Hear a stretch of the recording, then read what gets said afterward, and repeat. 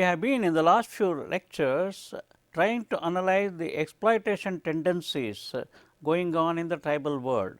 Obviously, the question comes up, have the tribals been taking it lying down? Have they not reacted? Obviously not. The amount of exploitation that the community goes through, it is not very easy to imagine that they will keep quiet. In fact, it is very difficult to say they would keep quiet. They have reacted. In this episode, we will make a cursory glance at some of the tribal movements as a sample that has been taking place in the Indian subcontinent. Before that, just very briefly, the socio-economic profile during the colonial period. The tribal people have had their own religion, their own colorful life, but lived in a subsistence economy.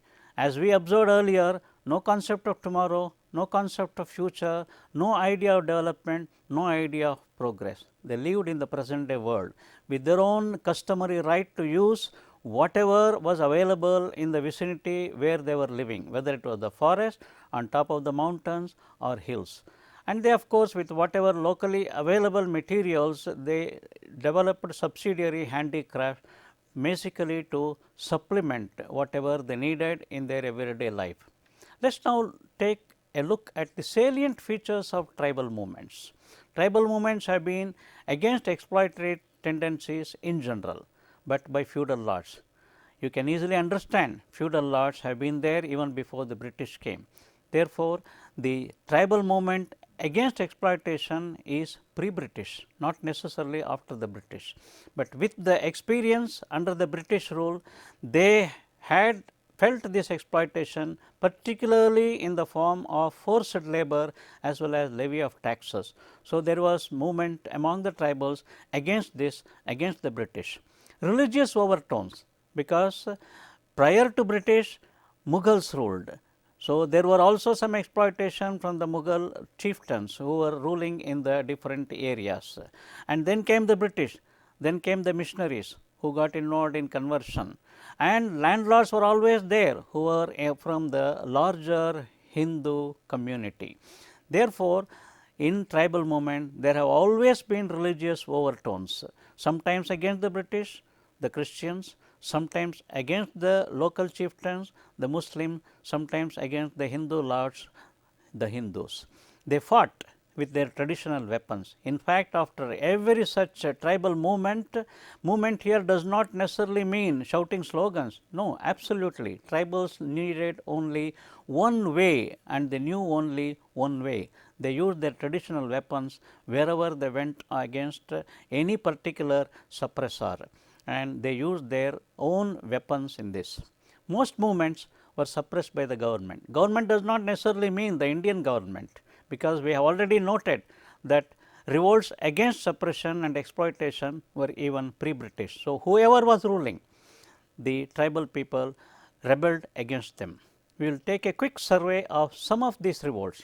Tamar revolts was against the faulty system of government. What these people felt in the Midnapur and surrounding areas. Later on, they were joined by the Aravans and Mundas, Hos and Kols in the neighboring areas of Orissa and West Bengal. They fought against the faulty system. They thought and they could see that there was a hand in glove arrangement with the local lords and the government officials. So, they rebelled against. Kherwar movement among the Santals was led by Bhagirath Manji, who promised to restore the golden age, whatever was there before all these exploitation tendencies came up in a big way. He assured to liberate the people from all this oppression.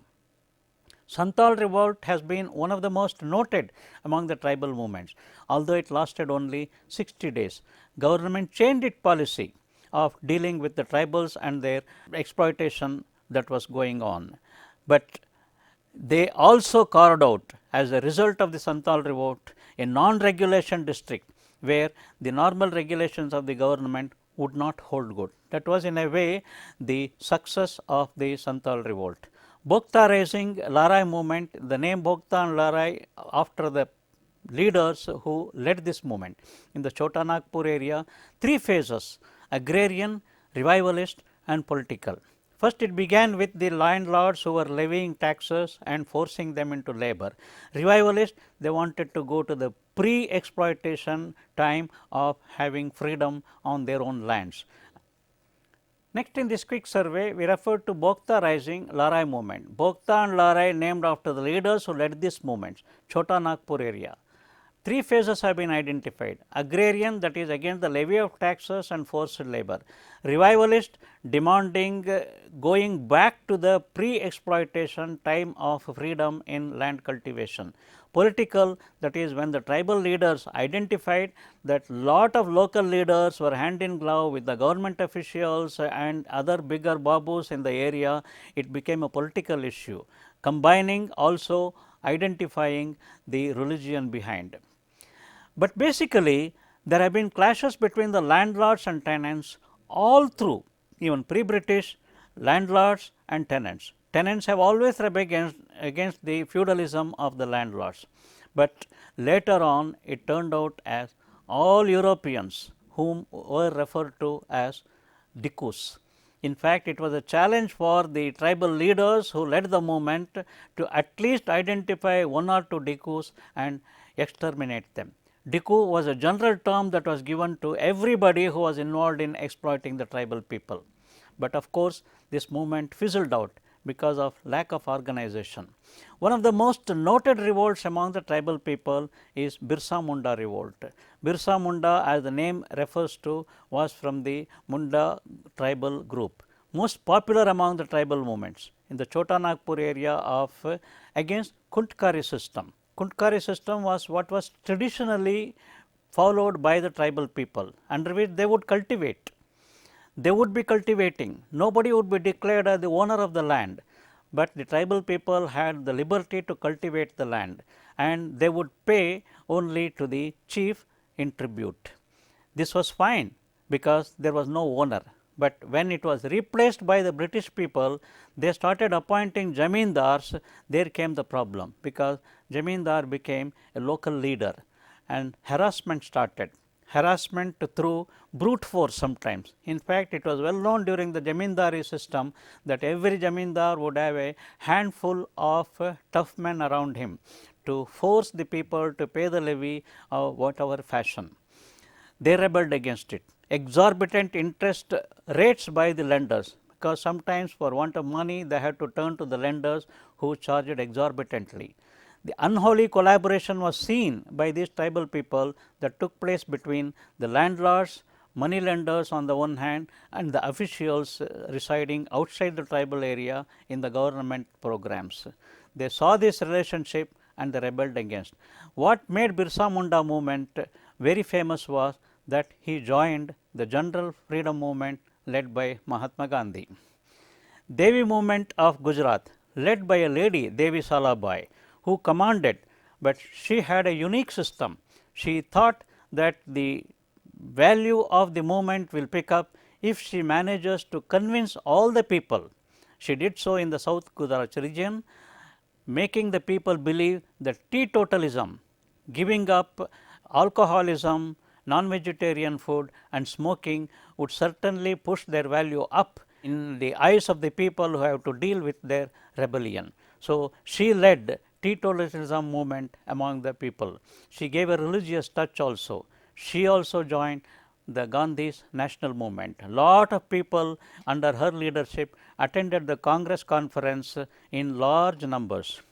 Midnapur movement among Santals and Kurmis.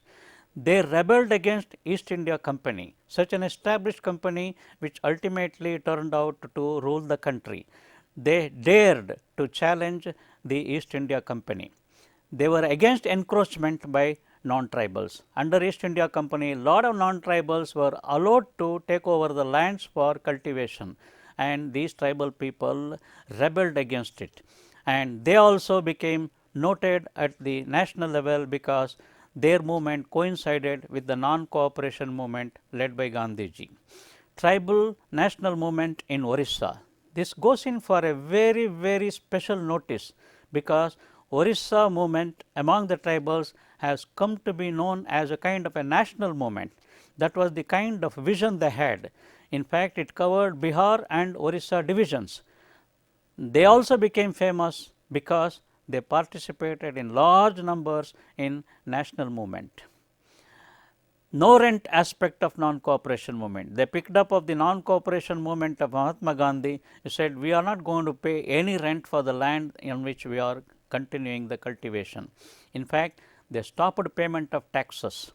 They were directed against the established forest rules also. They fought against the forest rules of the government. They said, it is not going to help tribal people to develop and live a peaceful life. Then there is something very unique in the tribal movement of Assam, because Assam, which included Nagaland, Mizoram and Meghalaya, in fact, they fought against the annexation of the Assam area by the British. The War of Independence also promoted at that time. These people questioned the rule of the British. Actually, they were basically against the rise in taxation in the area, and particularly when it followed increase in revenue. When there was more cultivation, it resulted in more taxation, which was not digestible for them. Now, you will see in this list of tribal movements, one thing that is very clear is that tribals, however naive and simple they were, but the amount of exploitation that went on in their life by several forces, that is starting from the pre-British times through the British times and also even after India became independent, has been so open, so impactful on their lives. Nobody could expect them to sit quiet. Tribal movements that we have tried to analyze in a small way will make us believe that they certainly revolted against. The revolt was not against any particular individual or particular person or particular rule. Revolt was general, that is, whoever is trying to exploit us will have to answer the questions. So, they revolted against the feudal lords before the British came, they revolted against the Muslim chieftains in the local areas, they revolted against the British and the East India Company itself, and in general they revolted against whoever was trying to exploit them. Therefore, the sense of discomfort and the rebellion in the minds of the tribal people will have to be understood. In a way, to generalize it very simply, tribal people with their simplicity and honest approach to life would revolt against anything that could regard as injustice.